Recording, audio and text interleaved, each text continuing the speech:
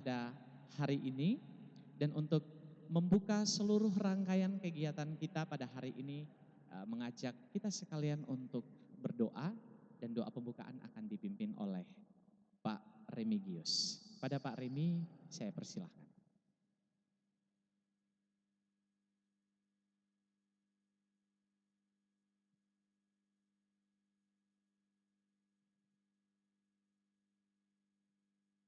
Terima kasih atas waktu dan kesempatan yang diberikan kepada saya untuk memimpin doa pembukaan.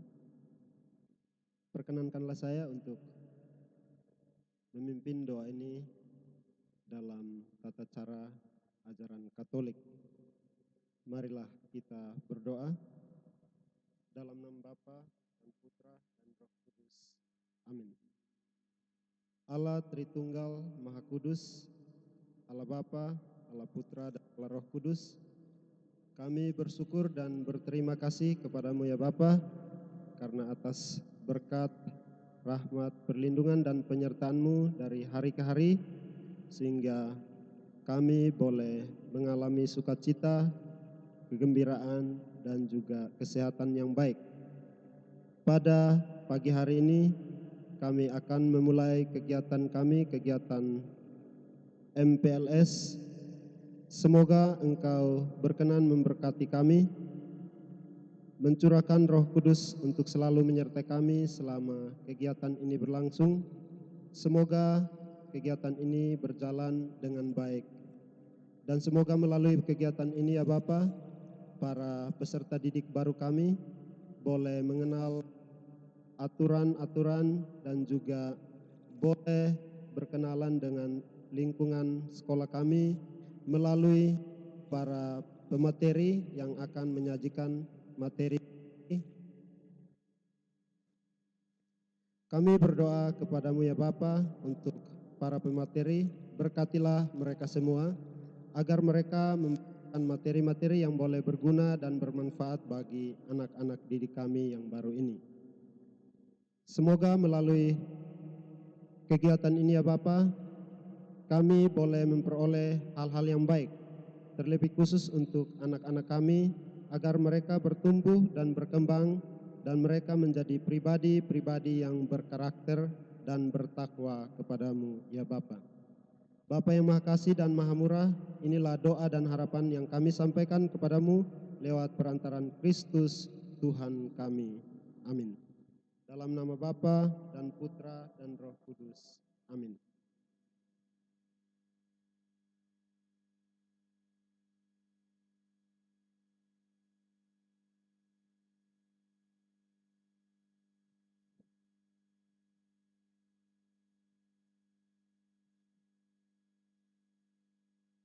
Baik, baru saja kita ikuti bersama doa pembukaan yang sudah dipimpin oleh Pak Remi. Terima kasih Pak Remi. Semoga kita semua selalu diberikan kesehatan, tetap semangat di masa PPKM ini. Dan untuk seluruh peserta, mari kita mengikuti seluruh rangkaian kegiatan ini dengan semangat ya. Meskipun mengikuti dari rumah atau tidak hadir langsung di sekolah, semangatnya tidak boleh surut.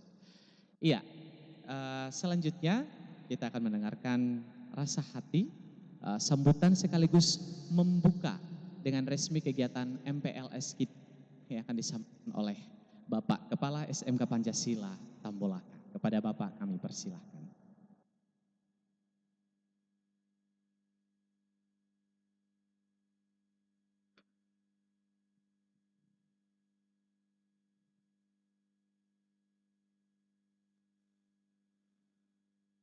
Terima kasih atas waktu dan kesempatan yang diberikan kepada kami. Yang saya hormati Bapak Ketua Yayasan SMK Pancasila Tambolaka, yang kami hormati Bapak Ketua Komite, yang sama kami hormati panitia pelaksana kegiatan MPLS tahun pelajaran 2021-2022 2022 yang saya banggakan,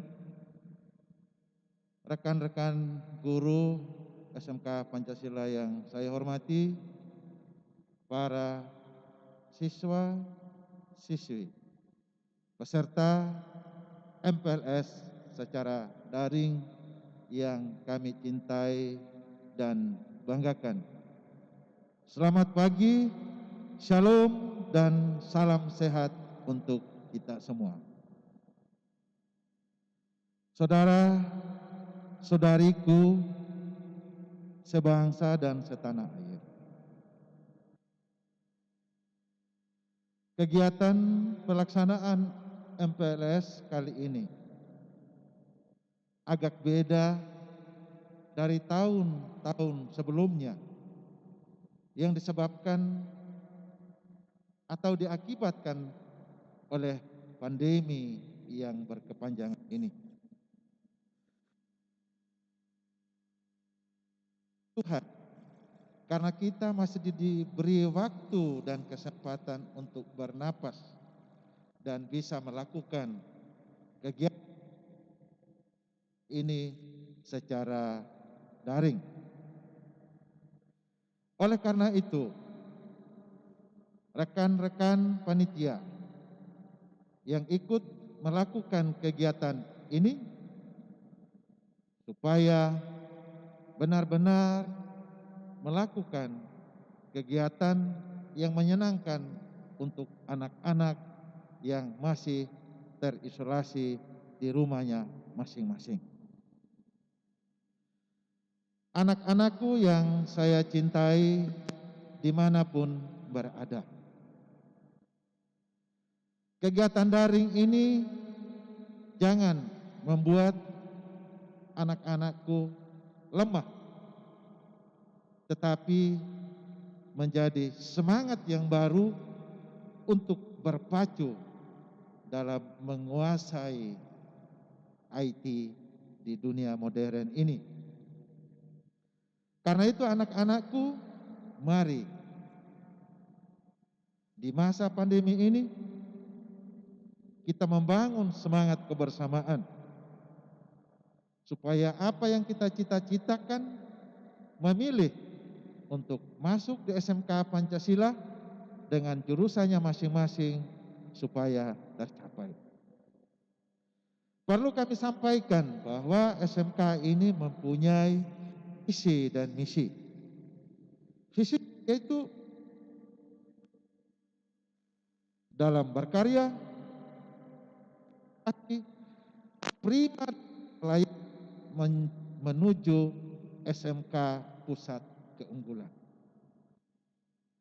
Oleh karena itu, anak-anakku sudah memilih sekolah ini untuk sekolah pilihan mewujudkan impian dan mimpimu untuk menjadi anak yang berwirausaha, anak yang menguasai IT, anak yang menguasai otomotif, anak yang menguasai perkantoran, dan anak yang menguasai pemasaran. Serta tidak kalah pentingnya, anak juga yang hidup dengan sehat. Karena kita juga mempunyai sekolah jurusan keperawatan yang semuanya itu akan dikelola secara langsung oleh jurusan multimedia. Orang tua, murid yang juga kami hormati di rumahnya masing-masing. Sebagai orang tua, kami dari pihak sekolah mendorong supaya anak-anak tetap diberi semangat dan didoakan supaya mereka punya semangat yang sama untuk mengikuti kegiatan MPLS ini. Dengan memohon restu kepada Tuhan Yang Maha Esa dan seizin kita semua yang hadir, panitia dan rekan-rekan guru, kegiatan pengenalan lingkungan sekolah tahun pelajaran 2021-2022 yang diikuti oleh 404 peserta di rumahnya masing-masing. Dengan ini dinyatakan saya buka dengan resmi. Semoga Tuhan menyertai kita semua dan shalom, salam sehat, assalamualaikum warahmatullahi wabarakatuh. Sekian dan terima kasih.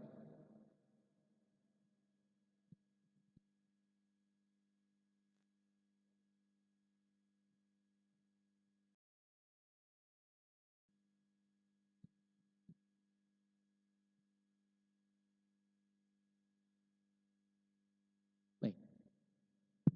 Ya, terima kasih kepada Bapak Kepala SMK Pancasila Tambolaka yang sudah menyampaikan sambutan sekaligus membuka secara resmi kegiatan MPLS online SMK Pancasila Tambolaka tahun ajaran 2021. Baik, untuk peserta yang ada di rumah, sudah siap mendengarkan materi hari ini? Ya, semoga semua sudah dalam keadaan siap. Pastikan menyiapkan perlengkapan tulis juga, karena dan juga jangan lupa untuk absen ya, yang sudah dibagikan di grup masing-masing. Dan sesaat lagi kita akan mendengarkan materi pertama kita pada hari ini, yaitu tentang kurikulum sekolah yang akan disampaikan oleh Bapak Wakil Kepala Sekolah Bidang Kurikulum, Pak Dominikus Amaki SPD. Selamat mengikuti. Selamat pagi dan salam sejahtera untuk kita semua. Patut kita panjatkan puji dan syukur kepada Tuhan Yang Maha Esa atas perkenanannya. Kita boleh melaksanakan kegiatan masa pengenalan lingkungan sekolah SMK Pancasila Tambolaka tahun pelajaran 2021-2022 secara daring. Saya, Dominikus Amaki, selaku Wakil Kepala Sekolah datang peserta didik baru tahun pelajaran 2021-2022 di SMK Pancasila Tambolaka. Mengingat saya sebagai Wakil Kepala Sekolah Bidang Kurikulum, di sini saya akan menjelaskan sedikit tentang apa itu kurikulum. Pengertian kurikulum menurut para ahli banyak sekali, tetapi saya mengambil salah satu pengertian kurikulum, yaitu menurut Undang-Undang Nomor 20 Tahun 2003, bahwa kurikulum adalah seperangkat atau sistem rencana dan pengaturan mengenai isi dan bahan pembelajaran yang dipedomani dalam aktivitas belajar mengajar untuk mencapai tujuan pendidikan nasional. Nah, di SMK Pancasila Tambolaka menerapkan dua kurikulum untuk tahun pelajaran 2021-2022, yaitu kurikulum 2013 dan kurikulum paradigma baru. Untuk kurikulum 2013 akan diterapkan di kelas 11 dan kelas 12. Sedangkan kurikulum paradigma baru akan diterapkan di kelas 10. Karena tahun ini SMK Pancasila menjadi sekolah penggerak dan sekolah pusat keunggulan. Di sini tujuan umum dari pendidikan kejuruan dalam kurikulum paradigma baru yang pertama adalah menyiapkan peserta didik agar dapat menjalani kehidupan secara layak. Kedua, meningkatkan keimanan dan ketakwaan peserta didik. Ketiga, menyiapkan peserta didik agar menjadi warga negara yang mandiri dan bertanggung jawab. Keempat, menyiapkan peserta didik agar memahami dan menghargai keanekaragaman budaya bangsa Indonesia. Kelima, menyiapkan peserta didik agar menerapkan dan memelihara hidup sehat, memiliki wawasan lingkungan, pengetahuan, dan SIM. Selain tujuan umum dari pendidikan kejuruan dalam kurikulum paradigma baru, ada tujuan pendidikan secara khusus dari pendidikan kejuruan dibandingkan dengan pendidikan menengah lainnya. di mana yang pertama, menghasilkan lulusan yang memiliki kompetensi yang sesuai dengan tuntutan dunia usaha maupun dunia industri, baik nasional maupun global. Kedua, menghasilkan lulusan yang memiliki kemampuan vokasi pada program keahlian yang memenuhi kompetensi. Ketiga, menghasilkan berbagai produk penelitian dan program inovatif dalam disiplin ilmu yang berguna bagi peningkatan mutu sumber daya manusia dalam pembangunan nasional.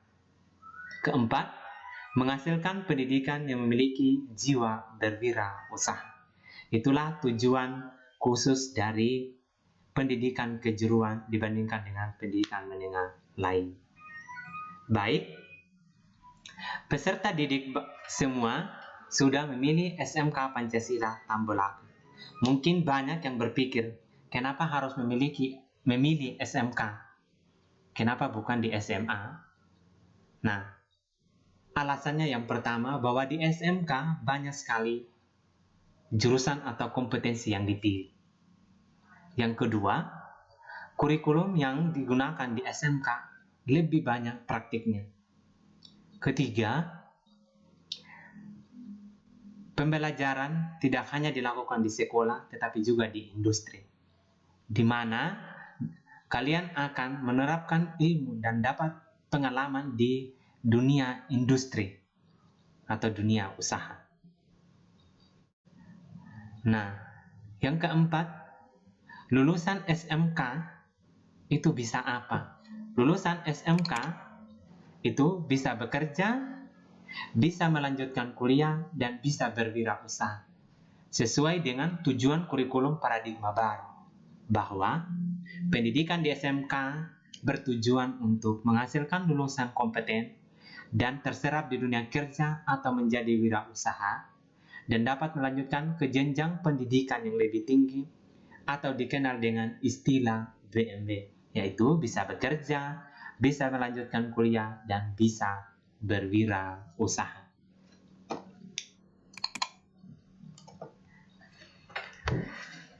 Baik,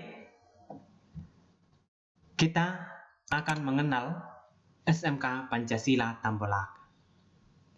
Di SMK Pancasila Tambolaka memiliki 7 kompetensi keahlian. Yang pertama, yaitu kompetensi keahlian TBSM, di mana TBSM itu bidang keahliannya adalah teknologi dan rekayasa, program keahliannya teknik otomotif, dan kompetensi keahliannya adalah teknik dan bisnis sepeda motor. Di kompetensi keahlian teknik dan bisnis sepeda motor, memiliki mitra kerjanya, antara lain BLK Singosari, BLKP Yogyakarta, BLK Don Bosco. Yang kedua, ada kompetensi keahlian teknik komputer dan jaringan. Teknik komputer dan jaringan, bidang keahliannya adalah teknologi informasi dan komunikasi. Program keahliannya adalah teknik komputer dan informatika. Kompetensi keahliannya adalah teknik komputer dan jaringan. Di kompetensi keahlian teknik komputer dan jaringan atau dikenal dengan TKJ, mitra kerjanya yang kami laksanakan di SMK Pancasila bermitra kerja dengan BLKPP Yogyakarta, BLK Ponorogo, dan BLK Singosari. Yang ketiga, kompetensi keahlian ketiga yaitu multimedia. Multimedia memiliki bidang keahlian teknologi informasi dan komunikasi. Program keahliannya adalah teknik komputer dan informatika. Kompetensi keahliannya adalah multimedia. Di kompetensi keahlian multimedia, SMK Pancasila bermitra kerja dengan Garda TV di Madiun, Solo Design School, E-Guru ID, dan ID TV. Yang keempat, ada kompetensi keahlian asisten keperawatan.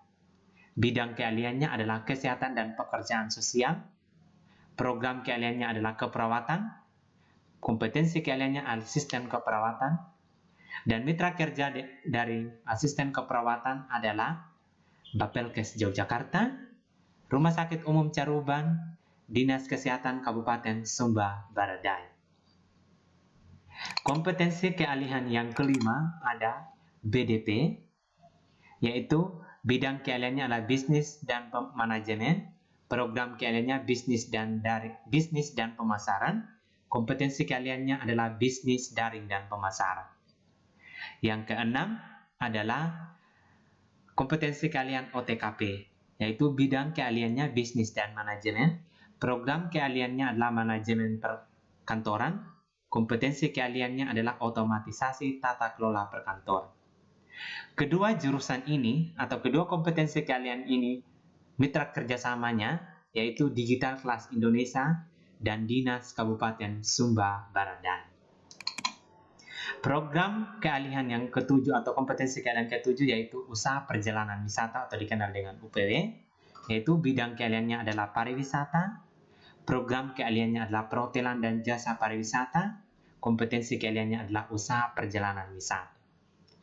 Mitra kerja dari usaha perjalanan wisata yang kami jalankan di SMK Pancasila Tambolaka adalah yang pertama adalah Asita Yogyakarta, kedua Desma Center Kabupaten Sumba Barat Daya, ketiga William and Lily Foundation Sumba Barat Daya, Dinas Pariwisata Kabupaten Sumba Barat Daya, Travel Agent yaitu Bilbo, Nam Air, Garuda Indonesia.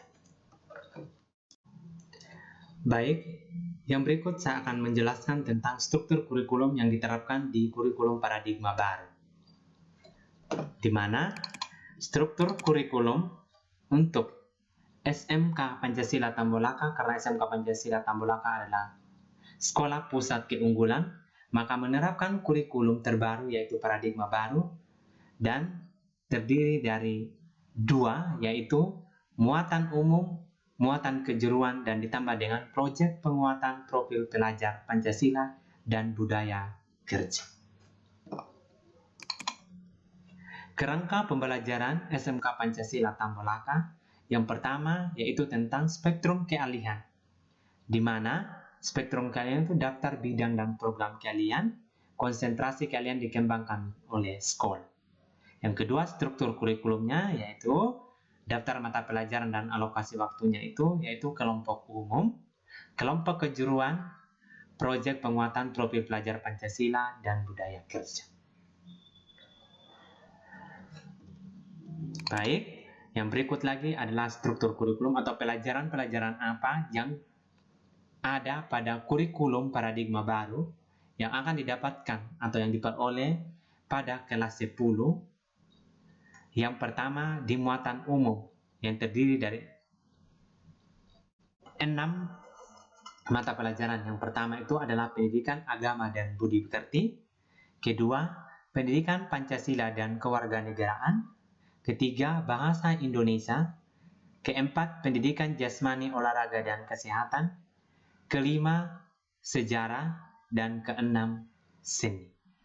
Terus yang kedua ada muatan kejuruan yang terdiri dari matematika, bahasa Inggris, informatika, dan yang keempat, proyek ilmu pengetahuan alam dan sosial. Kelima, kejuruan. Di kejuruan ini terdiri dari beberapa mata pelajaran.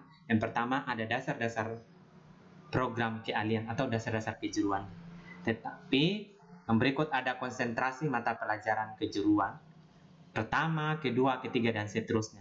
Nah, untuk mata pelajaran konsentrasi ini ditentukan oleh satuan pendidikan berdasarkan kompetensi keahlian. Yang keenam, ada proyek kreatif dan kewirausahaan. Itu akan dipelajari di kelas 11. Dan di kelas 10 belum ada pelajaran proyek kreatif dan kewirausahaan.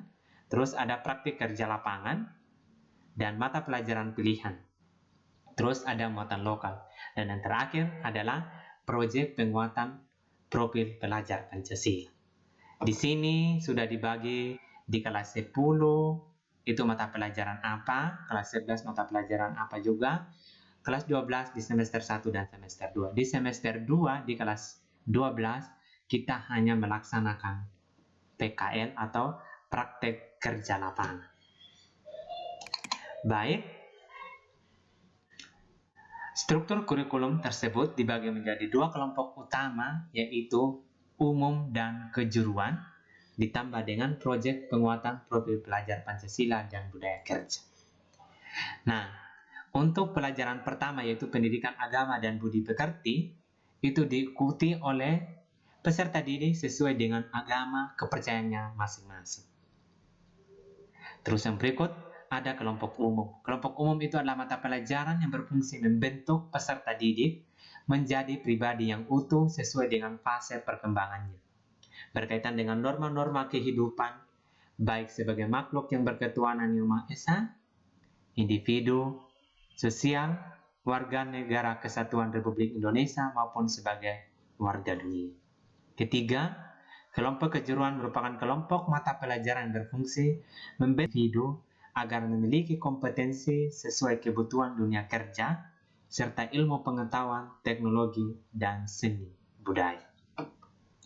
Berikut yang keempat, mata pelajaran matematika dan bahasa Inggris di kelas 10 berisi materi umum untuk mendasari pembelajaran di kelas 11 dan kelas 12 yang merupakan pendalaman materi dalam konteks kejuruan pada masing-masing program kalian.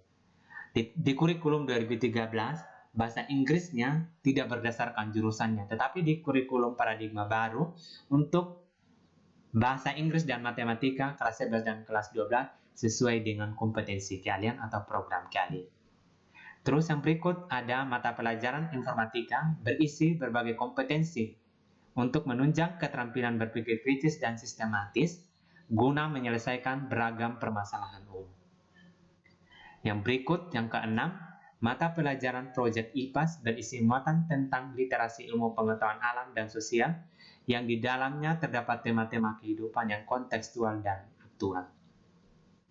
Yang ketujuh, mata pelajaran kejuruan yang dipelajari di kelas 10 merupakan mata pelajaran dasar-dasar program keahlian.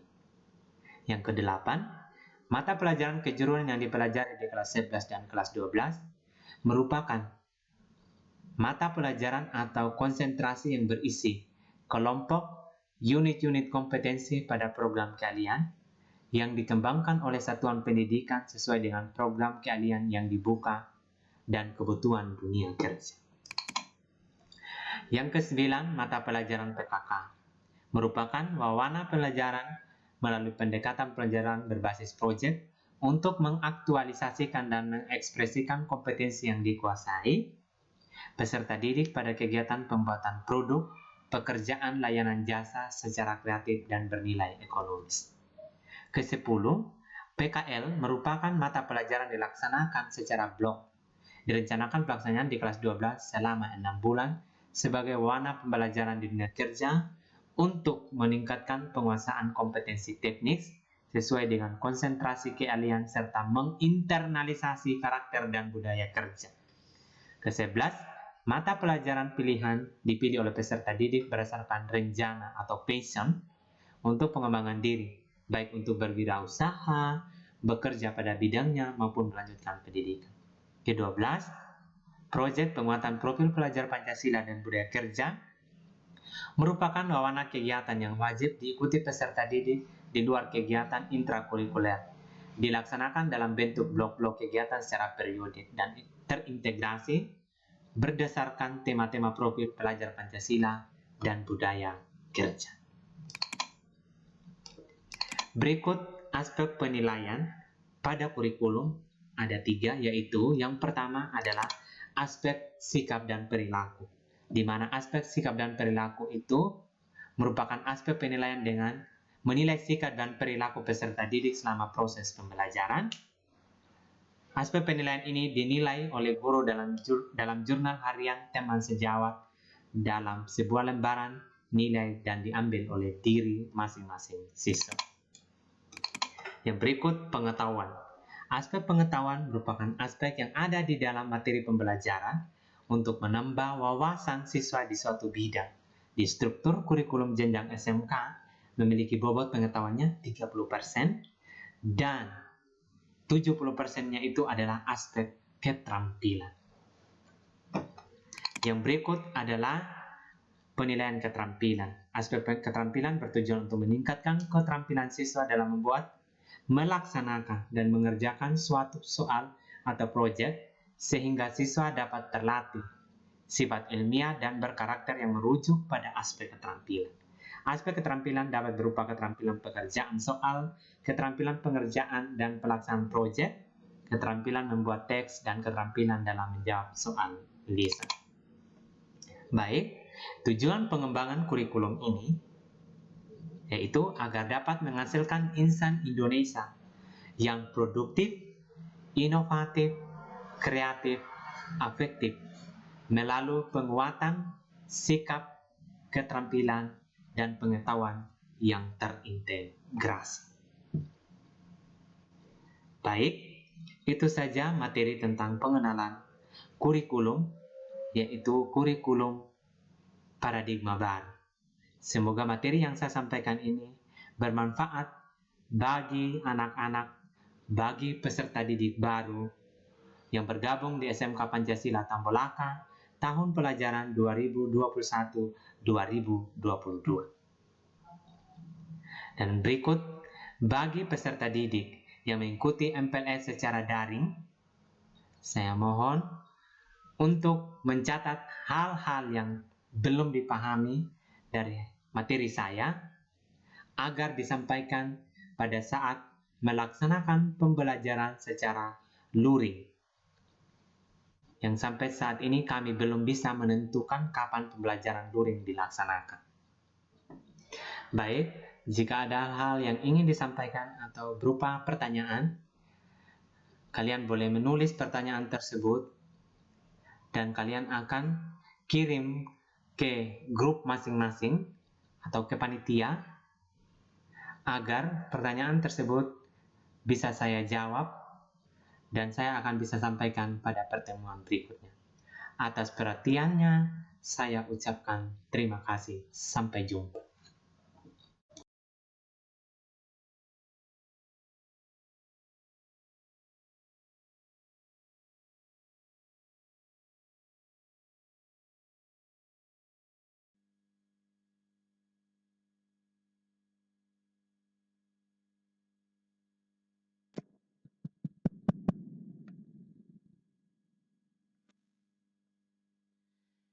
Iya, baik. Baru saja kita ikuti penyampaian materi tentang kurikulum sekolah yang sudah disampaikan oleh Bapak Wakil Kepala Sekolah Bidang Kurikulum, Pak Dominikus Samaki.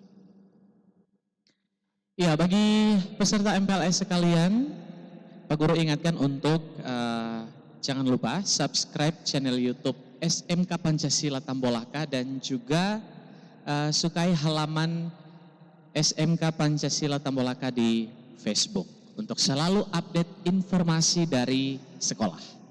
Nah, selanjutnya silakan bersiap-siap untuk kita akan memasuki materi yang kedua.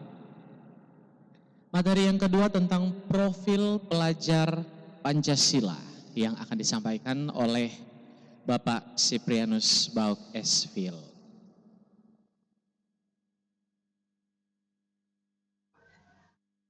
Selamat pagi dan salam sejahtera untuk kita semua. Patut kita panjatkan puji dan syukur kepada Tuhan Yang Maha Esa atas perkenanannya.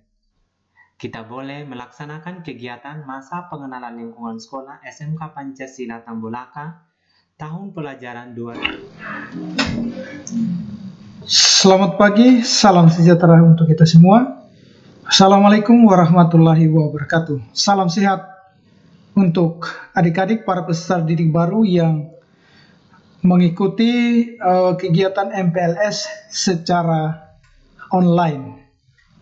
Baik, pertama-tama marilah kita panjatkan puji dan syukur kehadirat Tuhan Yang Maha Kuasa. Karena atas berkat dan rahmat-Nya maka kita boleh diperkenankan untuk mengikuti kegiatan MPLS tahun pelajaran 2021-2022. Saya berharap adik-adik yang ada di rumah yang mengikuti kegiatan MPLS secara online bisa mengikutinya dengan baik, bisa menerima materi ini dengan baik, sehingga pada akhirnya nanti bisa menerapkan materi yang akan kita pelajari pada kesempatan kali ini. Baik, adik-adik sekalian yang saya banggakan, pada kesempatan ini saya akan membawa materi berkaitan dengan profil pelajar Pancasila. Baik, mungkin adik-adik sudah tidak asing lagi dengan kata Pancasila. Mungkin profil pelajar Pancasila itu mungkin baru kita dengar setelah Menteri Pendidikan dan Kebudayaan Bapak Nadiem Anwar Makarim merilis kurikulum barunya yang semuanya itu akan bermuara pada profil pelajar Pancasila. Baik, supaya adik-adik jangan bingung atau bertanya kira-kira apa itu profil pelajar Pancasila. Baik, sebelum kita lanjut ke materi berkaitan dengan profil pelajar Pancasila, saya ingin memperkenalkan diri dulu kepada adik-adik semua. Baik, nama saya Cyprianus Bauk Esvil. Saya adalah guru produktif pada jurusan otomatisasi dan tata kelola perkantoran. Baik. Yang berikut. Apa itu profil pelajar Pancasila? Baik, mungkin adik-adik sudah tahu Pancasila itu sendiri ya. Pancasila itu berasal dari bahasa Sanskerta, dari kata panca dan sila. Panca artinya 5, sila artinya dasar. Jadi kalau arti harafiah atau arti lurusnya, Pancasila itu sendiri adalah 5 dasar. Baik, kalau begitu mungkin adik-adik bisa bertanya, apa itu profil pelajar Pancasila? Baik, di sini saya akan memberitahukan atau menyampaikan pengertian dari profil pelajar Pancasila. Profil pelajar Pancasila itu adalah upaya untuk menerjemahkan tujuan dan visi pendidikan ke dalam bentuk atau format yang lebih mudah atau mudah untuk dipahami, mudah untuk dimengerti oleh seluruh pemangku kepentingan pendidikan. Baik, para pemangku kepentingan pendidikan itu mulai dari pemerintah pusat, pemerintah daerah, kepala sekolah, guru, orang tua, dan siswa, itu diharapkan untuk bisa mengerti secara sederhana kurikulum yang diterapkan oleh pemerintah. Ya, pemerintah menyiapkan kerangka dasar kurikulum kepada satuan pendidikan, dan itu kemudian setiap satuan pendidikan itu akan menerjemahkannya ke dalam format atau bentuk yang lebih mudah dengan tetap bermuara atau pada akhirnya itu harus ke profil pelajar Pancasila. Baik, tujuan dari pendidikan nasional yang dicanangkan oleh pemerintah ya itu hendaknya menjadi rujukan dalam proses penyelenggaraan pendidikan di Indonesia yang kemudian itu diterjemahkan ke dalam profil pelajar Pancasila. Jadi segala pembelajaran, program, dan kegiatan di satuan pendidikan itu bertujuan akhir ke profil pelajar Pancasila. Baik, kita tahu bersama bahwa tujuan pendidikan itu salah satunya, kalau adik-adik pernah belajar tentang PKN di pembukaan Undang-Undang Dasar tahun 1945, khususnya alinea yang keempat, itu di sana dicanangkan atau disebutkan salah satu tujuan dari pendidikan, yaitu mencerdaskan kehidupan bangsa. Baik, profil pelajar Pancasila itu memiliki 6 dimensi. Di antaranya adalah yang pertama itu beriman dan bertakwa kepada Tuhan Yang Maha Esa dan berakhlak mulia. Itu dimensi atau unsur pertama dari profil pelajar Pancasila. Yang kedua itu adalah berkebinekaan global. Ya, nanti saya akan jelaskan 6 dimensi ini satu persatu. Baik, dimensi yang ketiga itu adalah mandiri. Ya, mandiri. Lalu dimensi yang keempat itu adalah bergotong royong. Kemudian yang kelima itu adalah bernalar kritis. Ya, bernalar kritis. Dan dimensi profil pelajar yang keenam itu adalah kreatif. Oke, baik. Saya akan menjelaskan satu persatu 6 dimensi dari profil pelajar Pancasila. Baik, yang pertama, beriman bertakwa kepada Tuhan Yang Maha Esa dan berakhlak mulia. Apa maksudnya? Baik, kalau kita belajar tentang Pancasila, sila pertama itu adalah ketuhanan yang Maha Esa. Ya, dimensi profil pelajar Pancasila yang pertama itu adalah beriman bertakwa kepada Tuhan Yang Maha Esa dan berakhlak mulia. Maksudnya seperti apa? Baik, pada elemen yang pertama ini, pelajar Indonesia diharapkan untuk menghayati bagaimana keberadaan Tuhan, ya, dan selalu berupaya supaya mentaati perintah serta menjauhi larangan sesuai dengan ajaran agama dan kepercayaan yang dianut. Dalam setiap agama itu ada aturan atau hukum yang berlaku. Ya, masing-masing agama ada aturan atau hukum yang berlaku, tergantung bagaimana kita menghayati atau menjalankan aturan yang ada di agama kita masing-masing. Baik, pada pasal 29 Undang-Undang Dasar 45 itu di sana juga diatur tentang bagaimana setiap warga negara itu diberi kebebasan untuk menganut agama dan kepercayaan, ya, beribadat menurut agama dan kepercayaan yang dianutnya, ya. Itu di pasal 29 Undang-Undang Dasar 45. Baik, wujud dari beriman bertakwa kepada Tuhan Yang Maha Esa itu adalah akhlak yang baik. Ya, baik itu kepada diri kita sendiri, kepada sesama, kepada alam di sekitar kita, lingkungan yang ada di sekitar kita, maupun kepada negara kita,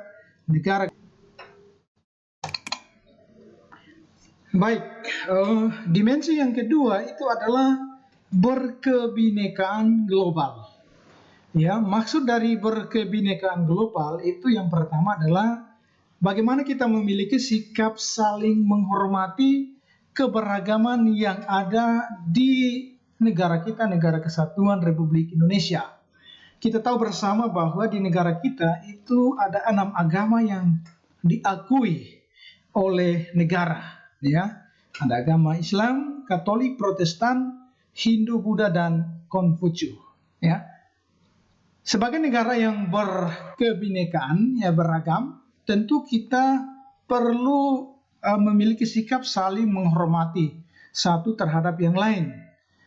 Ya, yang kedua itu adalah toleransi terhadap perbedaan. Ya, seperti yang saya katakan tadi bahwa kita memiliki 6 agama, dan masing-masing agama itu bagaimana kita menjalankan atau menghayati agama kita masing-masing, beribadat menurut agama dan kepercayaan yang sudah diatur dalam undang-undang. Ya. Kemudian hendaknya kita saling menghormati satu terhadap yang lain dalam perbedaan itu. Entah itu perbedaan suku, agama, ras, etnis, dan budaya. Baik, yang ketiga itu adalah harus mengenal dan menghargai budaya. Baik, di Indonesia itu kita memiliki berbagai macam budaya yang dimiliki oleh setiap daerah. Karena itu, kita harus mengenal, dan entah itu mengenal budaya kita maupun budaya orang lain. Ya. Karena itu, kita juga perlu, selain menghargai budaya kita juga menghargai budaya orang lain sebagai sebuah keberagaman atau sebuah kekayaan yang kita miliki di negara kita. Baik, yang keempat, dapat berkomunikasi dan berinteraksi antar budaya. Ya, jadi keberagaman budaya tidak berarti menutup kita untuk tidak berinteraksi atau berkomunikasi dengan budaya lain, tetapi kita selalu terbuka terhadap budaya orang lain, budaya daerah lain, ya, tetap berinteraksi dengan budaya yang berbeda dengan kita. Tetapi ingat bahwa meskipun kita berbeda, kita adalah satu, ya, Bhinneka Tunggal Ika, berbeda-beda tetapi tetap satu. Yang kelima itu adalah bagaimana kita melakukan refleksi dan tanggung jawab, ya, terhadap pengalaman kebinekaan serta berkeadilan sosial. Ya, maksudnya begini adik-adiknya. Meskipun kita memiliki budaya yang berbeda, tetapi kita perlu merefleksikan budaya itu, ya, melihat kembali bentuk budaya kita masing-masing dan bagaimana tanggung jawab kita terhadap keberagaman, ya, pengalaman kebinekaan yang kita miliki di negara kita, Negara Kesatuan Republik Indonesia. Ya, lalu kita dituntut untuk senantiasa bersikap adil sesuai dengan sila Pancasila, sila yang kelima itu keadilan sosial bagi seluruh rakyat Indonesia. Baik, dimensi yang ketiga itu adalah mandiri. Artinya apa? Sebagai seorang pelajar, ya, harus memiliki prakarsa, ya. Prakarsa, mungkin adik-adik bertanya apa itu prakarsa, ya? Prakarsa itu upaya atau tindakan yang mula-mula dimunculkan oleh seseorang, ya, atau bisa juga kita katakan prakarsa itu bentuk inisiatif yang berasal dari dalam diri seseorang atau kelompok, ya. Jadi sebagai seorang pelajar Indonesia, kita harus memiliki prakarsa atas pengembangan diri, ya, yang tercermin dalam kemampuan kita untuk bertanggung jawab, kemudian memiliki rencana yang strategis dan bisa merefleksikan proses dan pengalaman yang terjadi. Dan kita juga hendaknya memiliki kesadaran terhadap diri dan situasi yang kita hadapi. Ya, saya mungkin kasih contoh berkaitan dengan mandiri, ya. Sebagai seorang siswa pelajar, ya, kita kalau diberi tugas oleh guru, diberi tugas oleh orang tua, maka kita perlu berupaya untuk mencari, ya, apa yang harus kita kerjakan, ya, mandiri. Jangan terlalu berharap pada orang lain, tapi mandiri untuk menyelesaikan tugas, atau pekerjaan yang dipercayakan atau yang harus diselesaikan oleh kita, ya. Baik.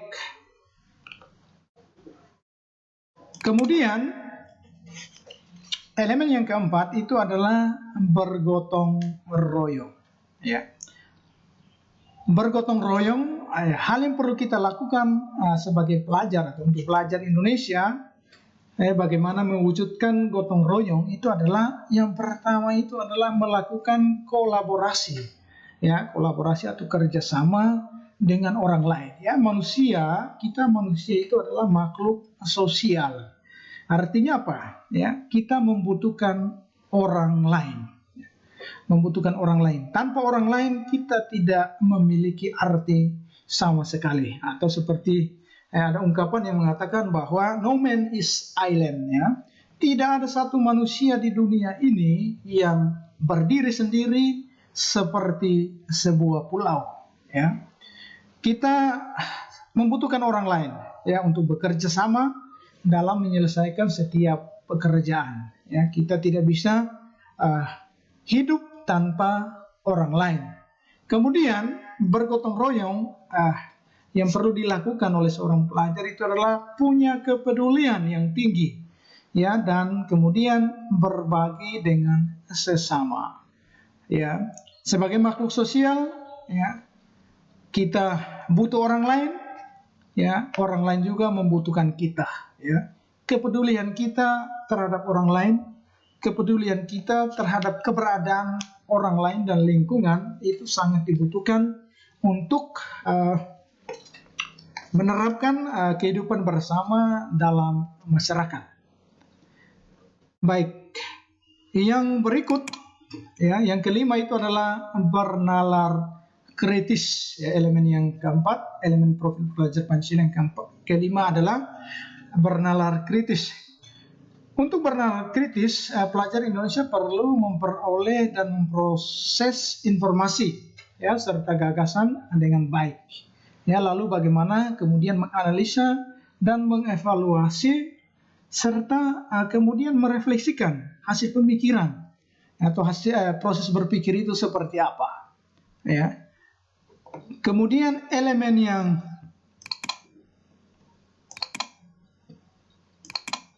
yang keenam itu adalah kreatif. Ya, pelajar Indonesia yang kreatif adalah pelajar yang bisa menghasilkan ide atau gagasan, karya dan tindakan yang orisinil, yang asli.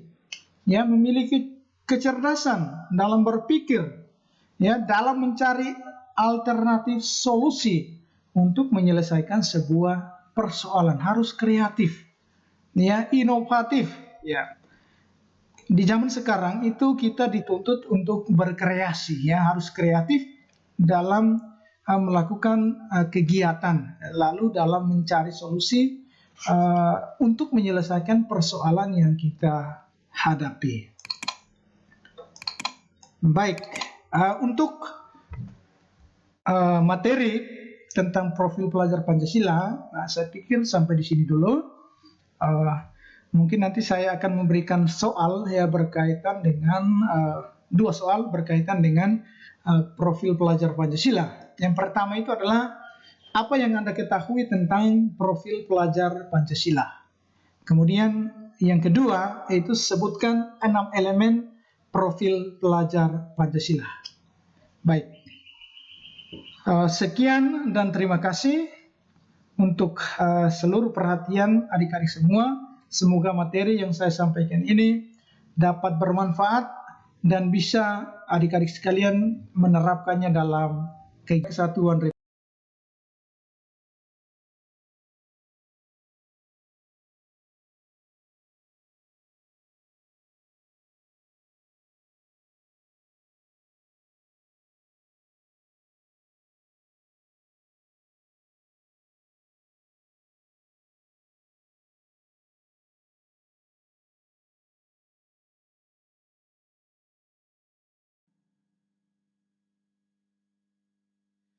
Baik, baru saja kita ikuti penyampaian informasi tentang profil pelajar Pancasila yang sudah disampaikan oleh Bapak Siprianus Bauk Esfil.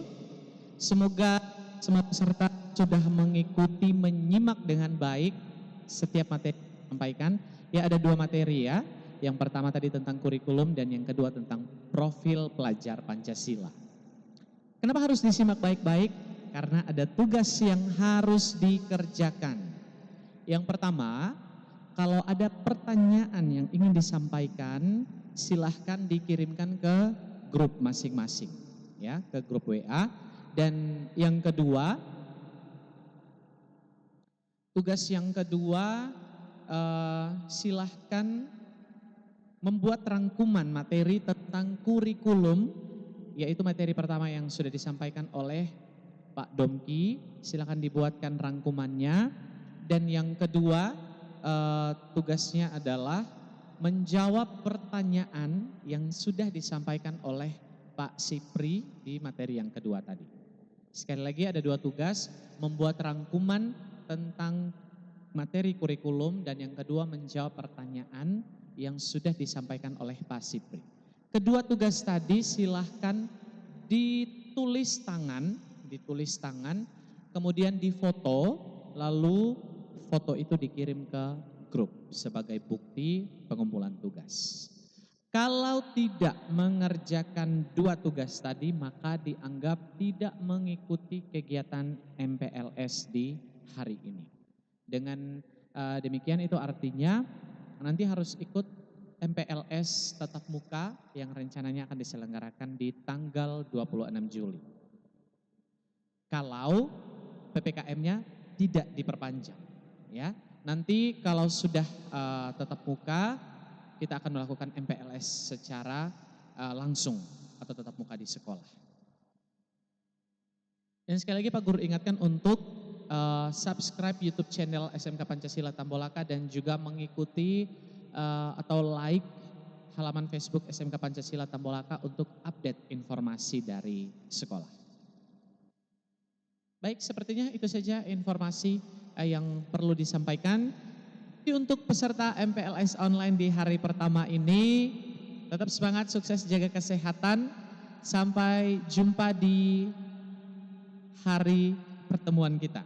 Belum tahu kapan, siap-siap selalu ikuti informasinya di halaman Facebook SMK Pancasila Tambolaka.